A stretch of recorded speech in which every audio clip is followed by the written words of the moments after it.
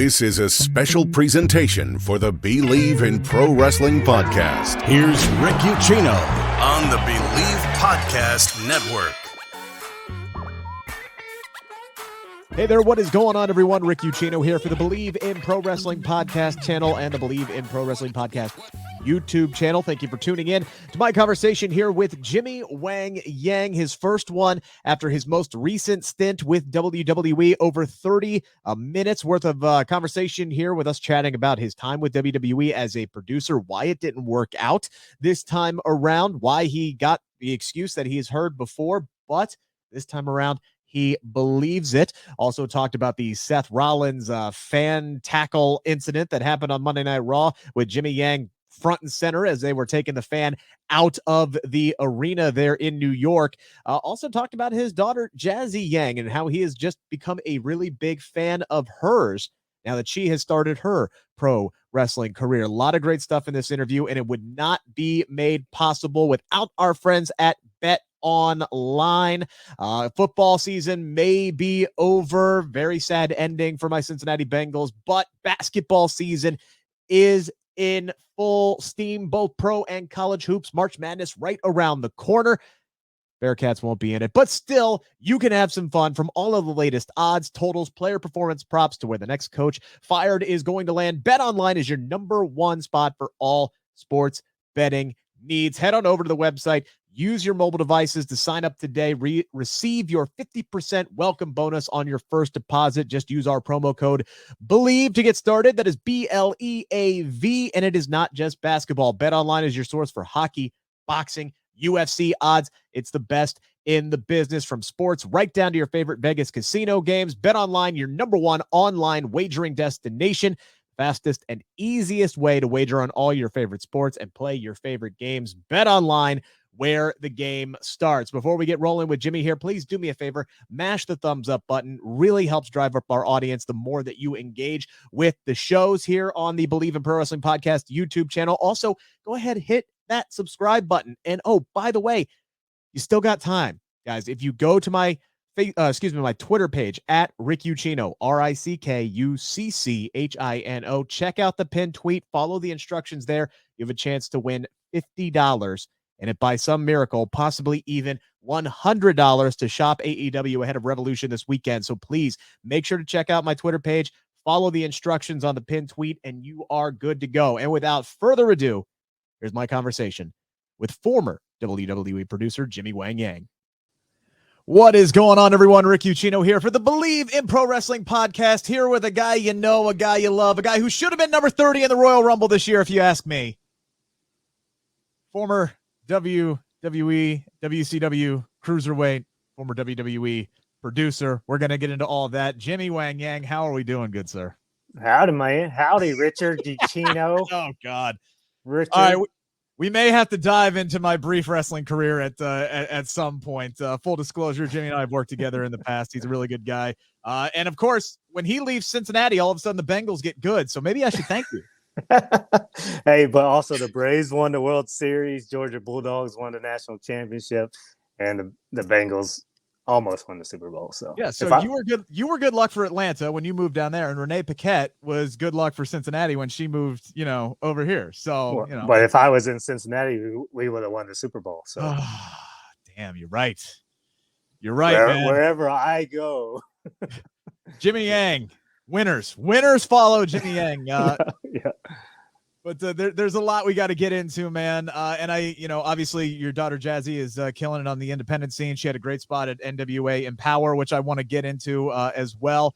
But let's start with your most recent tenure. Let's just dive right into it, man. Just come on, just like your most recent tenure with WWE as a producer. You had a tryout, made some headlines when that tenure came to an end. We'll talk about why that happened, but you hear about all the craziness of what it's like with WWE and backstage, especially on taping day.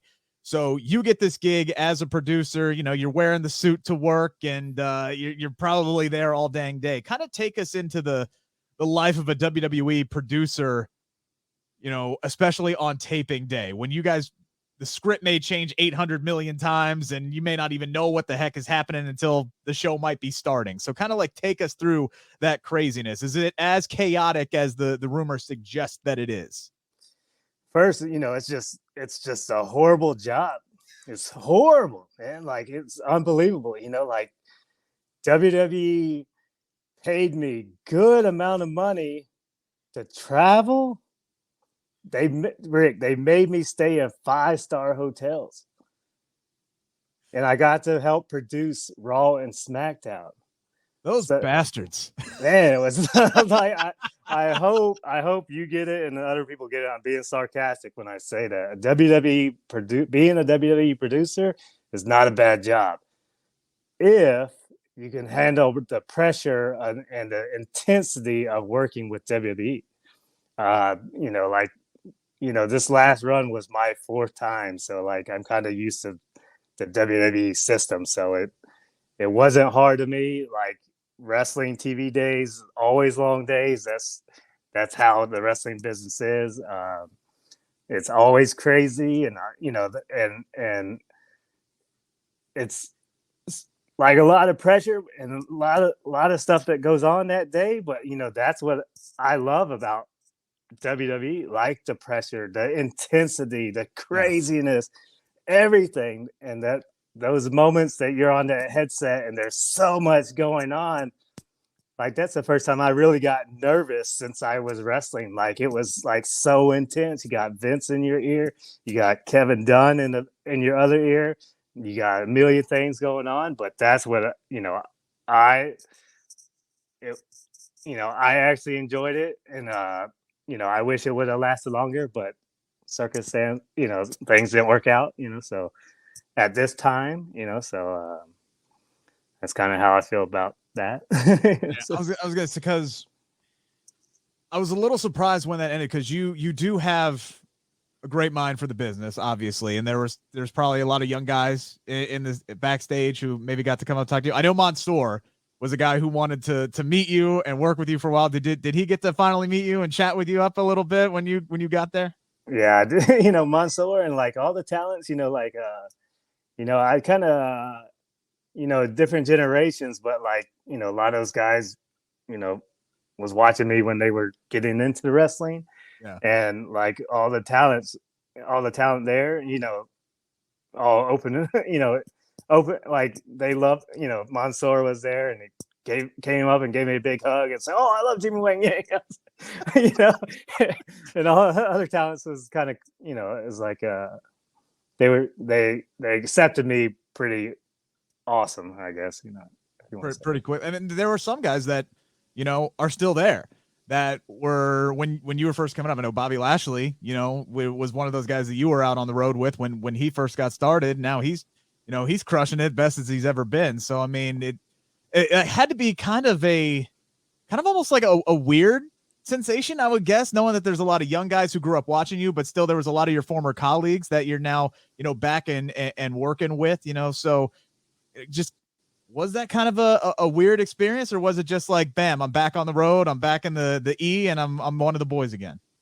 And that's kind of what you said. The last is like, once I got back, it just felt like I didn't take a break for the last 8 or 9 years. And so, oh, Jimmy's back in WWE, and that's a lot of people's like, oh, you're back again. It's like every few years you're back, and and it's great seeing Bobby and MVP, and like, Bobby, I was his first WWE road match, ever. Dolph Ziggler, Kofi, Sheamus. I'm the one that basically got Sheamus's job. I picked him out of the extras in Milan, Italy, and had a dark match with him and recommended him to get hired. And now he's doing his thing, and Dolph, and then Bobby Roode, Jeff Hardy was, me and him, we go way back, and it was great. It just felt like I was back, back in WWE. A lot of these young guys that have come up to you, grew up watching you. Was there anybody there that kind of like really made it like a great impression on you? Like, you saw something in them, or you thought, man, this guy's just got it? Any of these younger guys that you got to work with for the first time that really impressed you? So all the talent kind of, there's a lot of the guys impressed me a lot, but like there's one thing I haven't told people, like 10 years ago, I was at WWE in Dayton and I saw Big E and I told him, say, Big E, dude, you're my favorite wrestler right now. Like really, you're my favorite, and coming back, 10 years later, 11 years later, like, and seeing him, I told him, so bro, you're still my favorite wrestler, and some things that I saw with him when he was a champion really, really impressed me. Like, I think Big E and his championship reign will go down as a true champion. And, like, he impressed me so much up there was going with his gut feelings about situations, and that Big E is a real champion. But there's like so many other guys that were great, like again, the Street Profits, Chad Gable and Otis, Los Lotharios, Finn, like, and somebody that really impressed me because I just seen him on TV a lot. I never really worked with him. Is Seth freaking Rollins. Like that dude impressed me so much.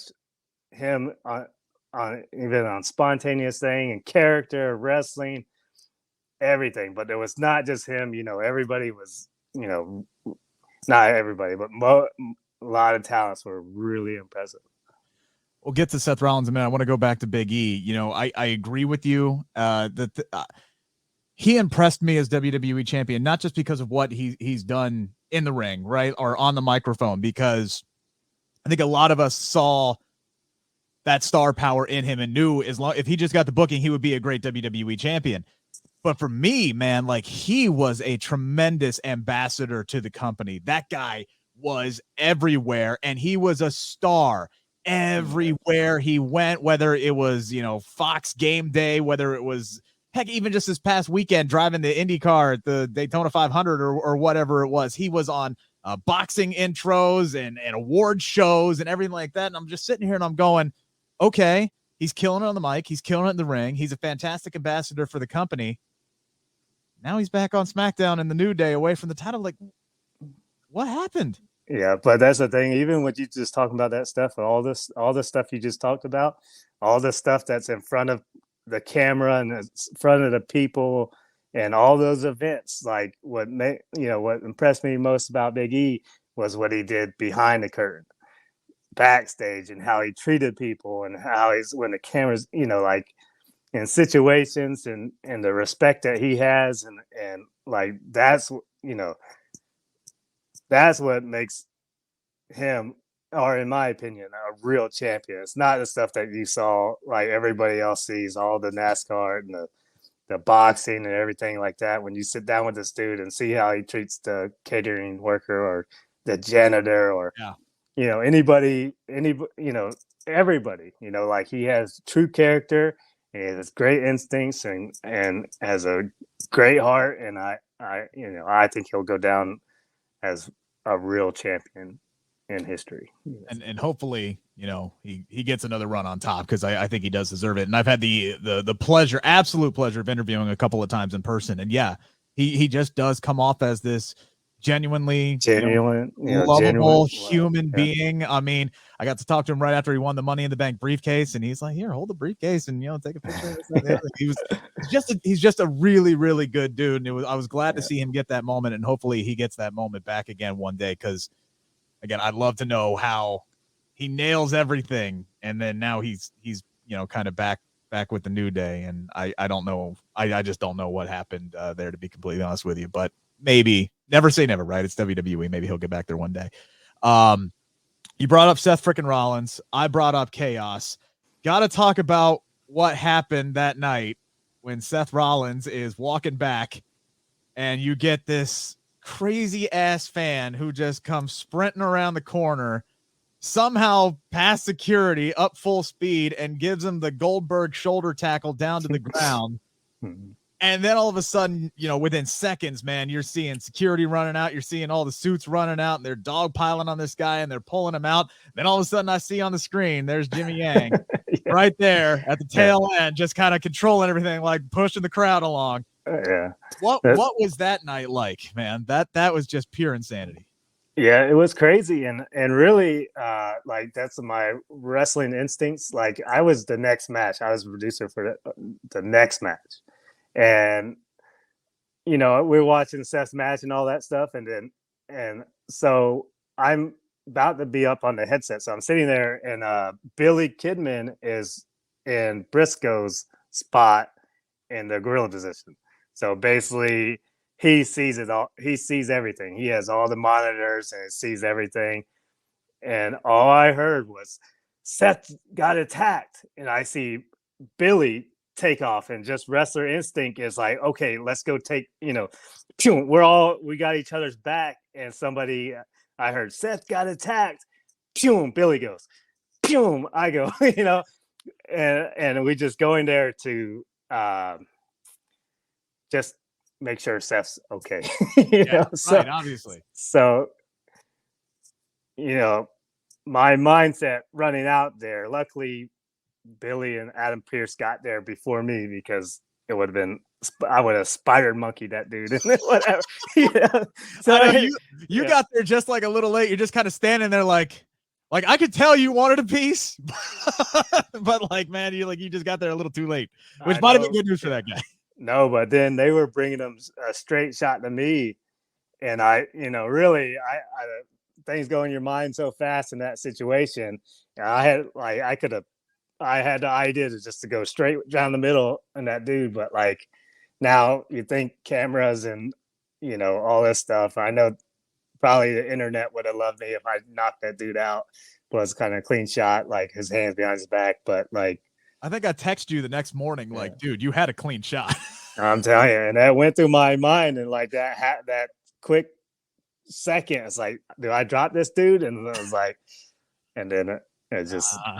Hey there, guys. Thank you so much again for tuning in to my conversation with Jimmy Wang Yang. Hope you've enjoyed it so far. We got a whole lot more to get into with Jimmy here, but I got to pause for a second here, because this interview would not be possible without our friends at NordVPN. What is more important than peace of mind, I ask you? That is absolutely nothing. And that is what NordVPN is here for, to give you peace of mind while you are online. And with all of the threats that you face on the internet today, it is more important than ever to be sure that you have the best VPN that you can get. NordVPN is the world's best VPN service, offering the fastest connectivity, most servers, and next-gen encryption to make sure that everything you do online stays secure. Plus, you can use NordVPN on all your computers and devices, no matter the operating system. With NordVPN's unlimited bandwidth, you never have to worry about a slow connection either, and plans start at under $4 a month. So grab your exclusive NordVPN deal by going to nordvpn.com/Bleav or use the code BLEAV to get up to 70% off your NordVPN plan, plus one additional month free. It is also risk-free with Nord's 30-day money-back guarantee. Again, if you guys are liking the conversation so far, mash that thumbs up button. It is very, very important. The more you guys engage, the bigger our audience grows, because we're going to have more great exclusive content just like this here on the Bleav in Pro Wrestling Podcast YouTube channel and the Bleav in Pro Wrestling Podcast channel. Now enjoy the rest of my conversation with Jimmy Wang Yang. It was such a scary moment, like, because if he had a knife, if he had something, some kind of weapon, going that fast, and there's such a crazy situation, and luckily nobody got seriously hurt, But the funny part, when he's pulling this dude out, like we all have him pulling him, taking him out, right? And all of a sudden, like we're dragging him across the floor, and his like pants just go down to his ankle, butt, ass hanging out, everything. I was like, we got really intense, and then it's like, oh shit, this dude's ass and balls are hanging out. It's like, and it kind of, it's just a funny take in there. Gosh, jeez. And to Seth Rollins' credit, not to just completely bypass that, but to Seth's credit, I thought he handled it about as well as he could. He corrals a dude, waits for security to get there, and then boom, he's back up and he's back in character. and he puts the camera in his face, and then after he's got to come back out later on in the evening, and he's doing the whole looking around, making sure. Again, it just says, to the kind of professional that Seth Rollins is, and just how well he handled that situation. How well would you have handled that situation? Like, has anything ever like that ever happened to you? Not me, but like, luckily I've been a baby face in this situation, but this happened a few times, like with Hurricane. We had somebody charge the ring, but like I'm at the curtain, I'm about to do my entrance, but he's out there getting heat, and all of a sudden somebody charges him, but he, like, I almost jumped through the curtain to say, but it's trying to stay professional and like, oh, this is a good guy, bad guy, whatever. I can't go out helping this guy I've been having an angle with for the last 2. But if situation gets bad, I don't care. Just like Seth, I don't care. Like, instincts to go help my boy. Like help one of the boys. If something like that happens. But like, but it's such a crazy situation. But it never wins for the fans. So because they go under the ropes, and it's like a free punt kick. Like So, but that's. Fans have charged ring a few times on when I've been involved with the match, but luckily I was never the heel. But and then in Japan and stuff, like, they did have, you'd walk through the crowd and people would grabbing you and stuff. And if you watch old school tapes, like with Abdullah and Stan Hansen, they'd bring a weapon out there to scare the people off, where they wouldn't come at them. So it's like some situations over there. But. Yeah, I mean, Dutchman loves to tell the story about when he was in Puerto Rico and somebody pulled a knife on him, man. Like, it's just, people are nuts. People they didn't have barricades in Puerto Rico and stuff, so people just can run up on you, and that's is programmed in my mind to protect the boys if something like that happens because of those situations. Like, if one of us, something happens, we're all there to protect one of the boys or one of us, so like, because of those situations. And that's why it was so natural instinct when Seth got attacked. Pew, pew. Next thing I was like, oh shit, there's I'm gonna be on camera, and like everybody's like, oh, Jimmy Wang Yang. I said, no, I've totally forgot about wrestling and just so. I was gonna say, I definitely had my Leonardo DiCaprio moment where I'm like, there he is. Yeah, there is. I see him. I got him. yeah. So you said you were in Gorilla getting ready to put on the headset. So like, what? I know you don't like to divulge too much of the backstage stuff, but like, what's the role of a producer as a match is going on? So, as the match is going on, our job is to cue the production truck with camera angles and entrances and finishes and aftermath. So it's like a lot, like because we talk to the wrestlers all day, about their match, and we know what's the plan is, but the producers and the directors kind of know what the plan is, but they don't know the whole plan. So it's our job is to talk to the director and the producer and make sure they know camera shots, angles, times, aftermath, and everything that goes on during that segment. So just refreshing their memory or telling them what's going on, and also refreshing their memory about what the match is. You talk about helping put the matches together. Got to talk to Drew McIntyre, and he gave you total credit for the match that he had with Ricochet with the moonsault Claymore kick spot. I think you should have got the job permanently just based off of that, because that was damn genius. And I should have texted you in the moment, right? Because the second I saw that, I'm like, I bet Jimmy produced this damn match. And then sure as hell, Sean Ross the next day put out the producers for that list, and I was like, I knew it. I knew that was a Jimmy spot. So I had to ask Drew about that as well. But, say you enjoyed the job. Seemed like you were pretty good at it. You have a great wrestling mind. They didn't keep you around. Did they? WWE doesn't always give reasons for things. Did they give you a reason as why this spot didn't work out on a permanent basis? So to me, life is all about timing. Wrestling's all about timing, so like everything, it's all about timing. Yeah. So they did give me the budget reason this time, but this is actually the first time I actually believe that reason. My time there for the last, this last run, 6 weeks, 7 weeks, the live WWE live event business was not good, like that. And I'm a bit, I've been a business owner for the last decade, so I understand business. They have to spend a lot of money, to produce Raw and Smack, a lot, a lot of money, and but it doesn't equal out, they rent Madison Square Garden, and only 3,000 to 4,000 people show up. Like this, it's not. It wasn't, the live event business was not making money for WWE. And the expenses. There's so many. WWE makes a lot of money, but they also have a lot of bills and a lot of expenses. So like, and it's not just with me. Not just signing me to be a producer. They're really budgeting their budget. That everybody knows about the talent they released on the main card, whatever, the main roster, and then right. They cut ends of NXT, office.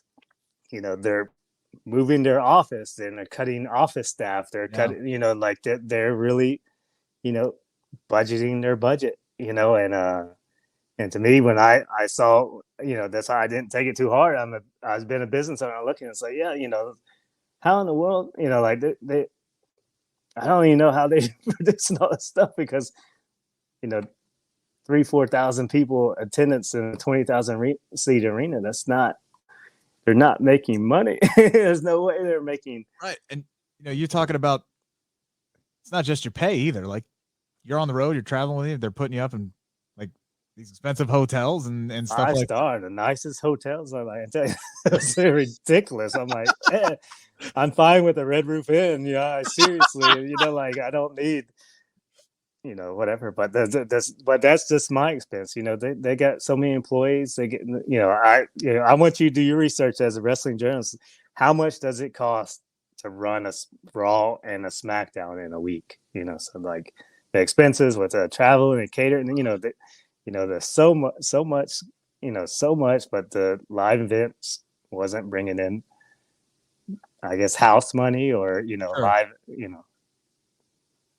and when they released me, because or they didn't release me, they just, whatever. So, not to continue with this partnership. So, yeah. But if they decided to call you back and say, hey, we want to offer you a producer job, is that something that you would jump on? Or if another company decided, hey, I'll try to get you a job off this interview, but another company said, hey, you want to be a producer for us, is that something you would jump on? Really,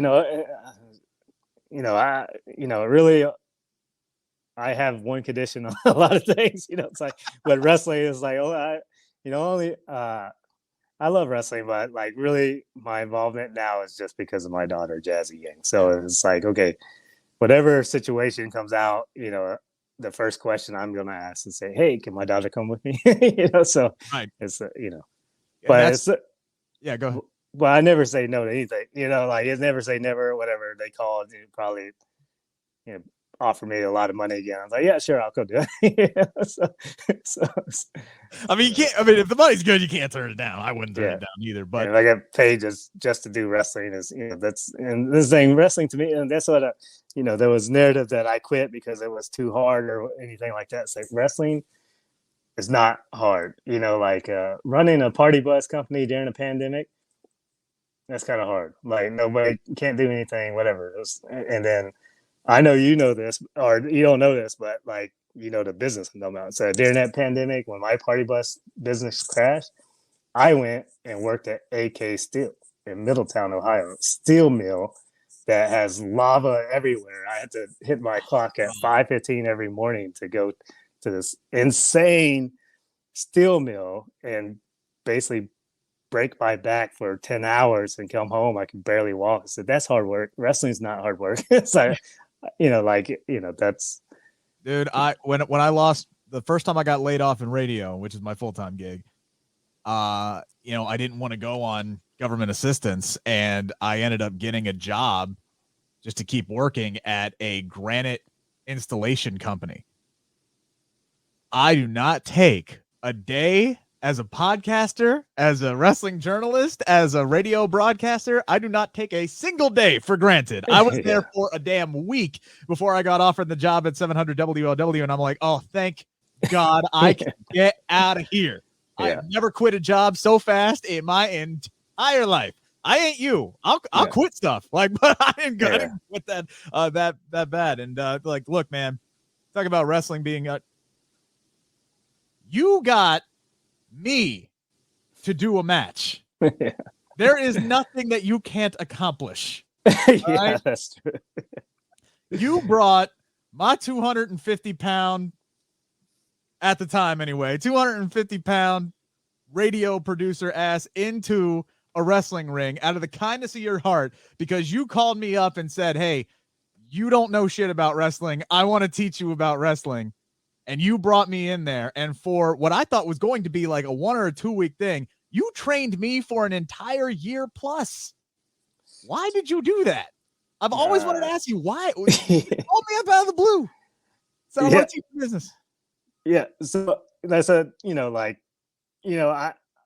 know a lot of guys like you, everybody has, their opinion about wrestling, and there's a lot of people that think they're wrestling experts, just because they watched it for 10 years, 15 years, and they watch it. Like I'm at, I'm trying to, I get it. People want to talk about it, all that kind of stuff, but like the expertise of writing about matches and telling us matches, and really, as many times as I watched the TV show Doctor and stuff, I'm not an expert at being a doctor just because I watch, and then I liked you. So listening to your reviews about wrestling stuff, I'm like, man, this dude sounds like such a mark, so I'm like, oh man, I got to try to help this guy, because I know your history. I know you watched it forever and you love wrestling, but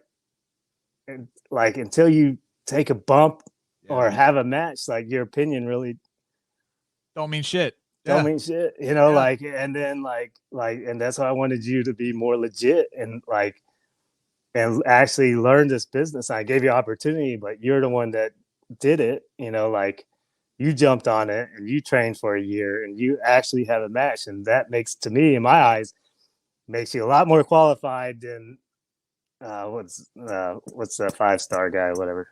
Oh, Meltzer and Johnson and Sean Ross Sapp, he did have one match, and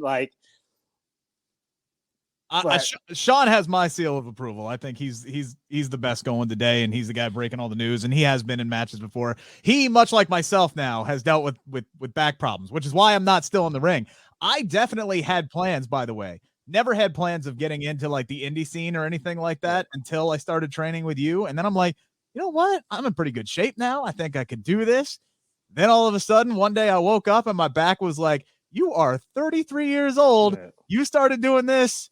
We ain't having none of that anymore, which sucks because, I really do miss it. And I love taking, but you asked me before we got on the air when's the last time you took a bump. And I'm like, it's been a while. And that's a good thing because I still wake up every morning and my spinal arthritis is like, nah, Bubba, nah, you're barely going to be able to read a newscast today. I'll take a bump in a ring, but my one match is still up on your YouTube channel. Yeah, it's great. It's a good match. I think it was great. And this thing, and I know people talk to you about it, they will say, oh, that didn't look as good and whatever. Taryn, I'm talking about Taryn. Yeah, Taryn, say you had the same opportunity to get your ass up there and get in a ring and actually learn this business. And he pushed out, that's what separates people. You did it.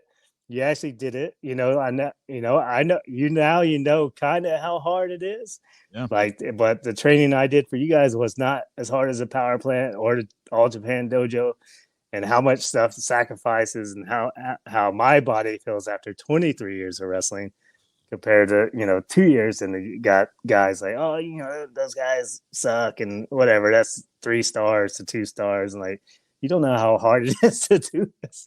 Like Right. So yeah, man. And I did have now you kind of have given me the unique opportunity of seeing people that I've locked up with, that I've trained with on national television, which is really freaking cool. And yes, one of them is your daughter, Jazzy Yang. And now, you've been out on the road. You had that like 6-7 week thing with WWE, but you moved down to Atlanta to get her wrestling career started. You guys have been out on the road. You've been tagging with her. As a dad, man, what's that like? You're tagging, you're out on the indie scene, you're watching your daughter, live out her dream because you inspired her to do that. I mean, what is that like for you? Yeah, it's really awesome just having the matches with Jazz. Like it's my baby girl and being in the ring, but also it's not just it is being there with her. But what's the amazing part is that she's so damn good.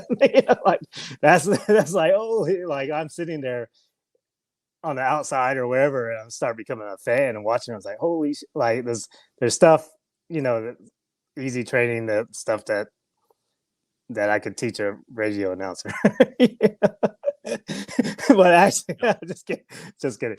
But like other stuff, that's a very important stuff that, I did teach you some of the stuff, but like it's in front of a live audience, the red light's on. Okay, it's go time. Yeah. And she's not missing a beat, and she's hanging in there with anybody that we've been in a ring with. So I remember because either you or she on Twitter posted a video, right, of a sequence where she's getting her kicks in, and then she does the jump and snaps the calf back, and that little snap kick to the back of the head. I was there the day that you first showed her how to do that. Yeah. And I'm not going to embarrass her, right? But like, it was funny for the first couple of times that she did it. But just a few months later, to see her do it now, and it's so pristine, man. I can tell she's putting in the work. Yeah, and she's putting in the work. It's fantastic to watch. It really, really is. I'm telling you, there's down here. I was like, okay, like this is this is what I did when I was a professional, like full-time professional wrestler. If that's what you want to be, this is what you got to do. Like we're at the gym every day, like and studying tape, and I'm making her read her history on wrestling, all this stuff. Like she's going to be pretty special in this business. In my opinion, I Bleav that she is going to be special. She is special now, and she's going to be unbelievable in the future. I seriously, I can't wait to say I knew her when, but like she had that opportunity at NWA, yeah, and she made a huge impression on that NWA Empower pay-per-view. Yeah, comes out in the show enough gear. And then who's the Yang? Then she gets the ankle pick and she starts ripping at the ankle with her teeth.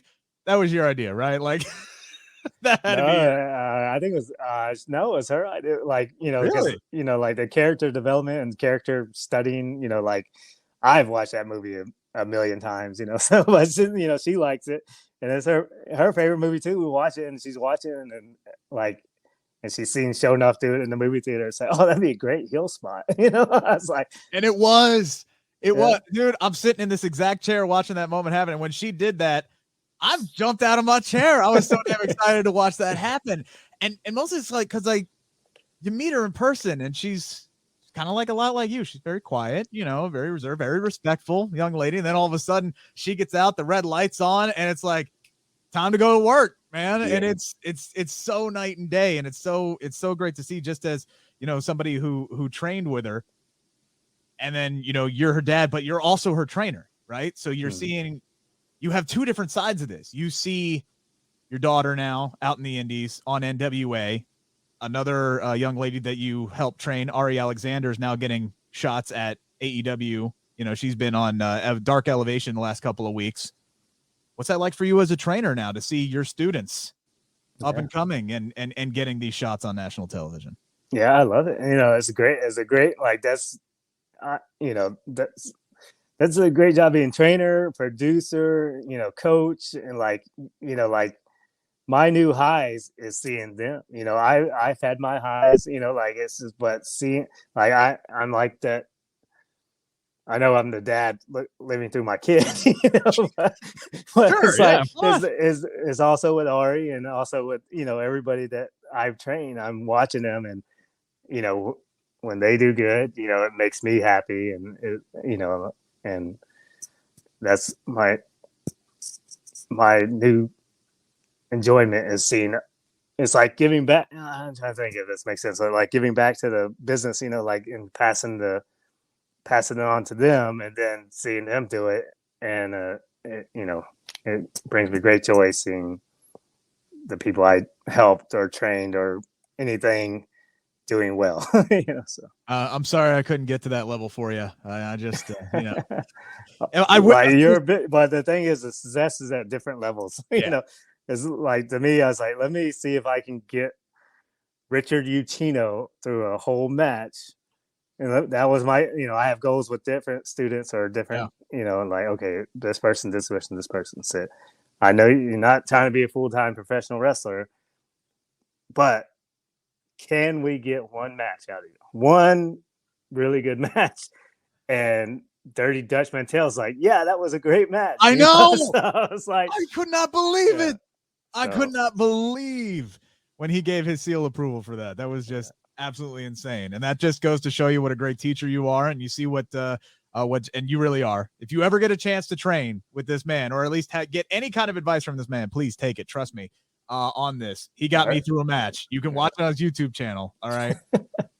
I heard NXT needs a trainer now. So like, who knows? There you go. Hey, maybe if they sign Jazz, performance center. Yeah. Trainer at a performance center. I guess that's what they call it. So what is next now for you and Jazz? Because I know you guys are doing like your tours, and I think you're both going to be in Dallas, WrestleMania weekend. So we got a few things coming up, like the March 11th, 12th, we'll be in Chillicothe, Ohio. OH.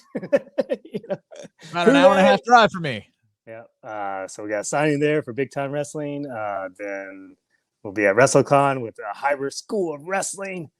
And we'll be there all weekend. I'm doing a special photo op with the 3 Count Reject Prince of Punk, Shannon Moore, and the Young Dragon, Akio, Jimmy Yang, the Redneck and Reject Connection, the 3 Count Young Dragon. So we're doing like this. Me and Shannon's gonna be in the same spot, So we're gonna do a special combo photo. Jazzy will be there. We'll be wrestling and got some other surprises coming up, but you have to wait for those surprises. And WrestleCon's going to be in Dallas. I'm going to be in Dallas that weekend, so hopefully we can get together, grab a beer, catch up. Always great to talk with you, Jimmy. Appreciate your generous time here. There's a ton more I could get into, but I got to go pick up my kids. So yeah, I got to go feed my kid. Moments. I got my proud dad moments. I got to go be a dad now. But I appreciate your time, man. And we'll talk again soon. Good sir. All right, good seeing you, Richard Ucchino. Can't believe you maybe cut a heel promo and everything. I'm too likable to be a heel, kind of like Becky Lynch. Anywho, that's another discussion for the day.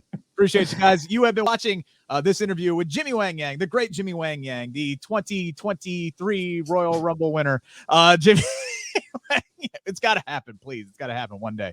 Right here on the Bleav in Pro Wrestling podcast, brought to you by Bet Online. I'm your boy, Jimmy Wang Yang. Yeehaw!